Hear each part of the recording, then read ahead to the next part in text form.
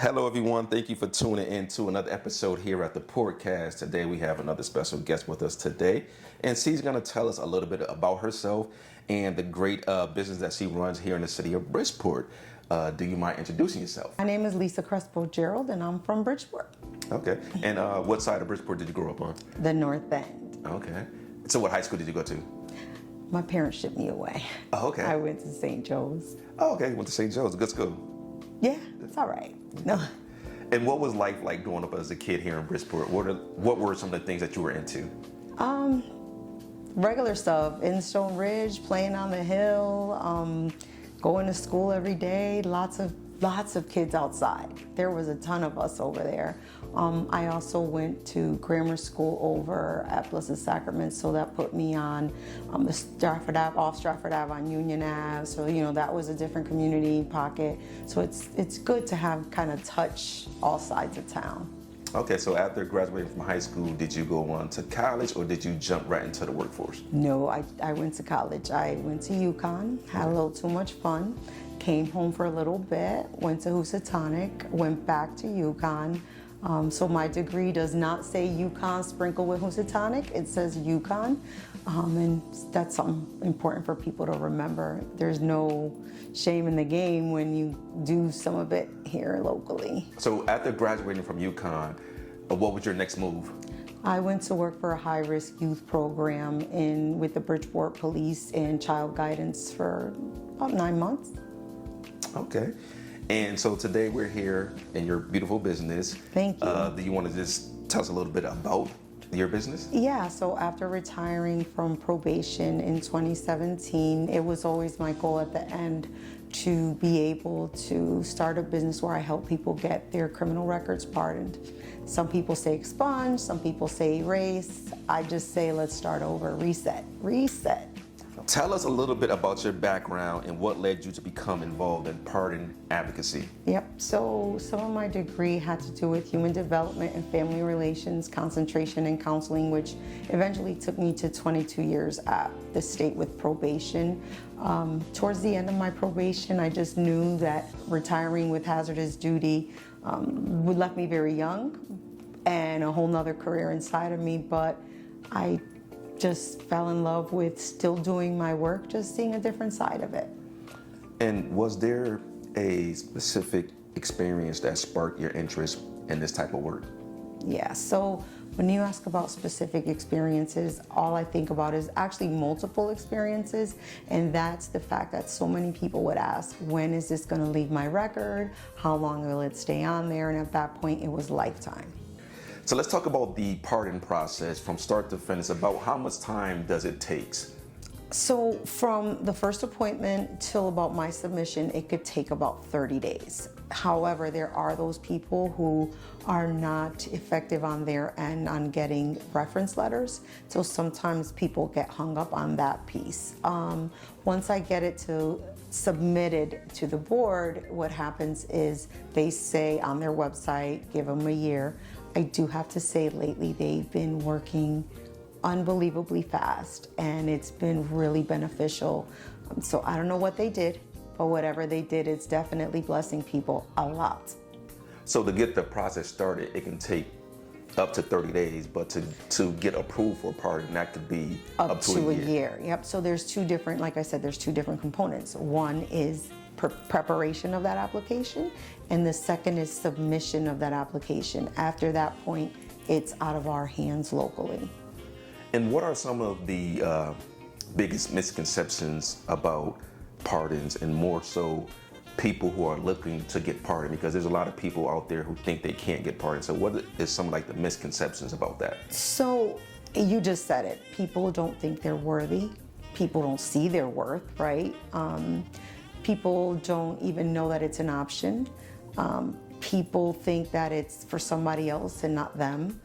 So that is a huge misconception. I think also people undervalue themselves and what they have to offer and their accomplishments. Like, it's hard to see yourself in that light. We're all super critical of ourselves on a personal level in some way, shape, or form. How do you choose which case you decide to take on? So I screen every case, right? I'll spend about 15 to 20 minutes with each client. Sometimes it's a little more, sometimes it's a little less. I take a look at, first of all, I take a sneak peek at their record. So I have software that allows me a soft search of their record, and I ask them questions. I get them past eligibility. Once I do that, my years of probation assessment and sentence recommendation experience kind of kicks in, and I start asking the more difficult questions. The questions about where they were in life, where they're at, how they made that journey, what are some of the risk factors. They don't even understand that I'm asking about risk factors.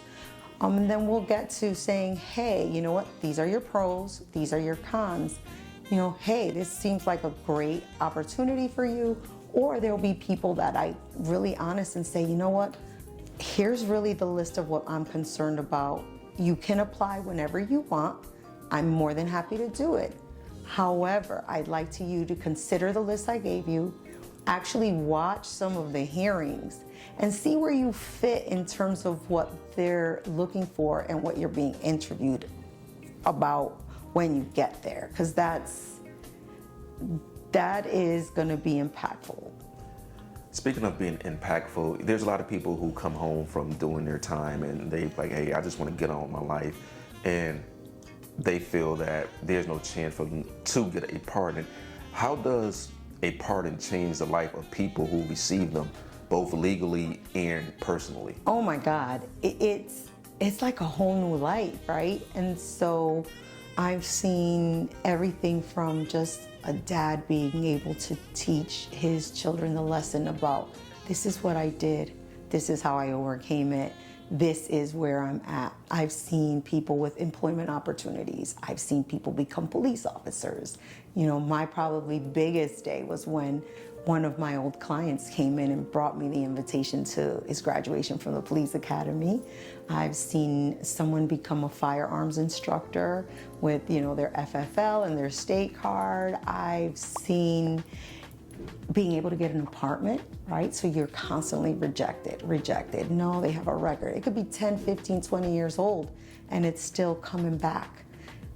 There's so many different things. Having a job that can take you onto a military base because you have no record to drive into the ports. The possibilities are endless.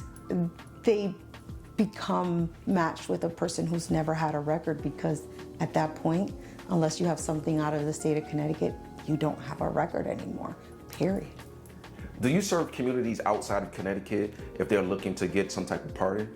Yes, so what happens is we only do applications strictly for the state of Connecticut criminal records.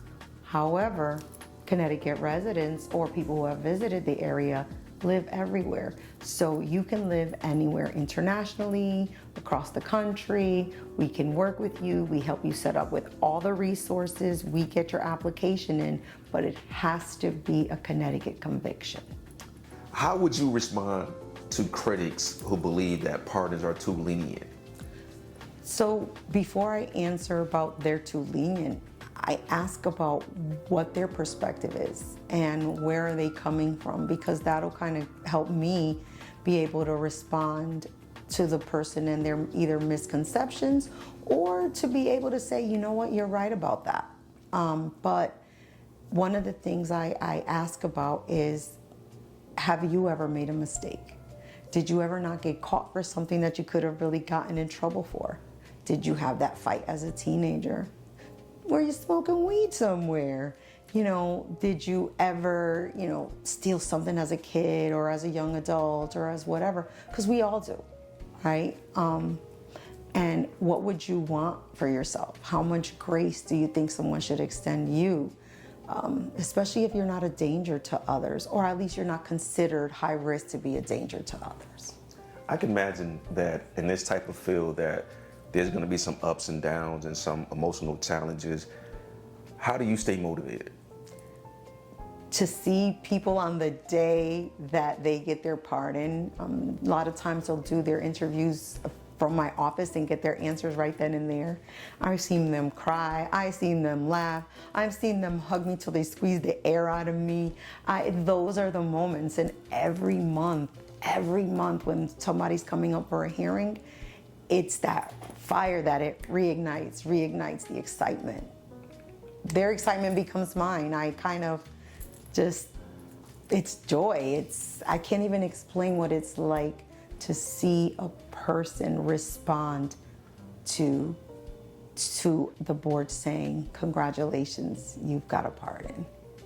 What advice would you give, or what message would you give to someone who is just coming home?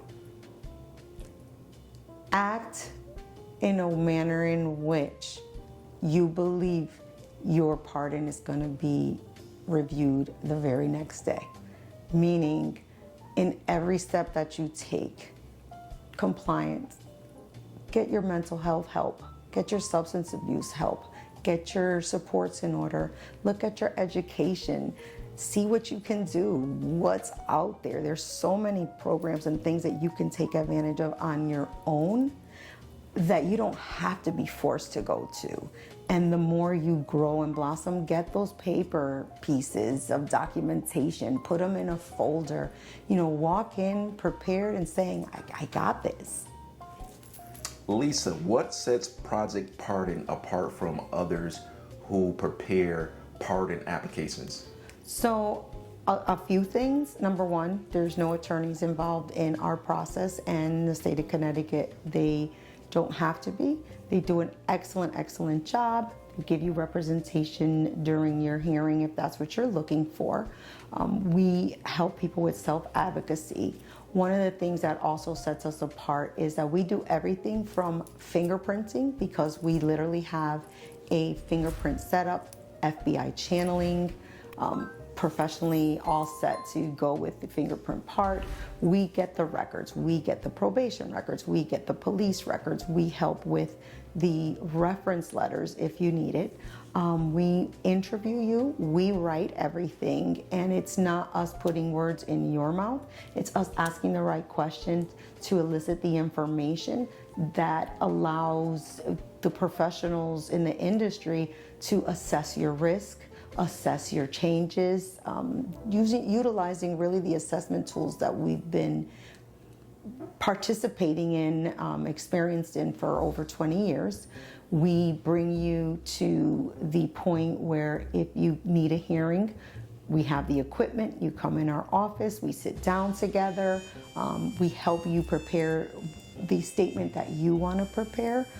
For some people it may be bullet points, just get their thoughts in order. Some people will text us 10 times during the day while they're waiting, and they're nervous, or hey, I'm not sure my camera's working, or I don't know how to use Zoom, and just those little things, when they come afterwards, they're like, hey, I need something notarized. Can you notarize it for me? Sure. Come in the door, give us a call. So I think we also build relationship with our clients, which they're part of our family, I guess, is the best way to put it. So it sounds like after you are successful with getting them a pardon, that you also do a follow-up to these clients and you make sure that they're still okay, even though you did your job, that beyond you doing your job, you still follow up with them just to check in with them. Yeah, so occasionally they'll call, or occasionally a client will pop into mind. Hey, we'll send a little text. Hey, how's it going? We respond to all our Google reviews, and every single one of those has been really appreciated. Just in the little ways, if they need something, sometimes one or two will come by just to say hi. It's the little things. It's, hey, I don't know how to fill this out. And I'm like, I had somebody come in and they're like, how do I fill out this paper for elder housing? And I'm like, okay, give me a minute. So it's some of those odd things that come in the door that are more just touching community. That is a very beautiful vase behind you. Thank you. What is the story with the yellow rose, the one yellow rose? The one yellow rose. So I had a young man of not very many means, and when he was 16 years old, He committed a robbery first, which actually it was questionable, but he was found guilty and went to prison for several years. He came out and he's doing fantastic for even more years. He was so grateful for the fresh start. One day he just showed up here and humbly just brought me this yellow rose.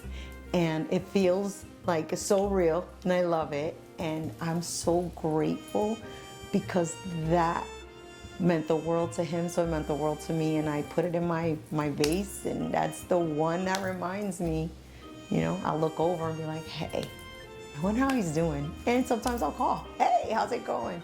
So it meant a lot. So on your first day as a probation officer, there was something that stuck out to you in the office that you decided to grab it and put it on your desk. Do you mind reading what that was? So prior to starting, I found this poem on a piece of paper. And when I saw it, I knew I was gonna have to live by it. So I put it on the wall at every office I ever had at probation for 20-something years. Took it home with me the day I retired, brought it here. So it's 30 years old, a little over. And it talks about other people on the other side of your desk. Do you mind reading it? Sure. On the other side of the desk, have you ever thought just a wee little bit of how it would seem to be a misfit and how you would feel if you had to sit on the other side of the desk? Have you ever looked at the man who seems a bum as he seemed nervous before you, feeling numb, and thought of the courage it took to come to the other side of your desk?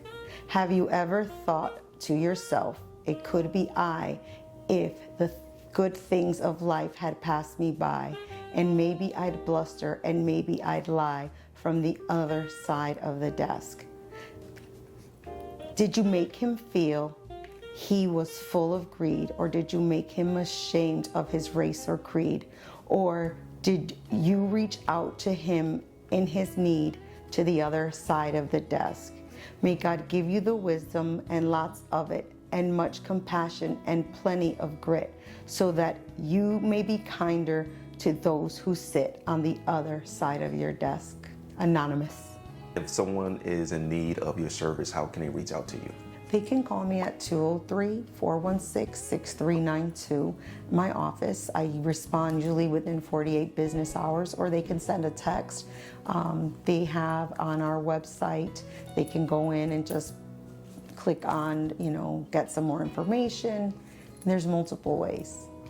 All right, Lisa. I'd like to thank you for taking time out your busy schedule to come on this platform, allow me to talk about yourself and the great service that you do for the people here in the community. Thank you so much. Thank you, Jannard. I appreciate you coming over and just understanding the importance for everybody else.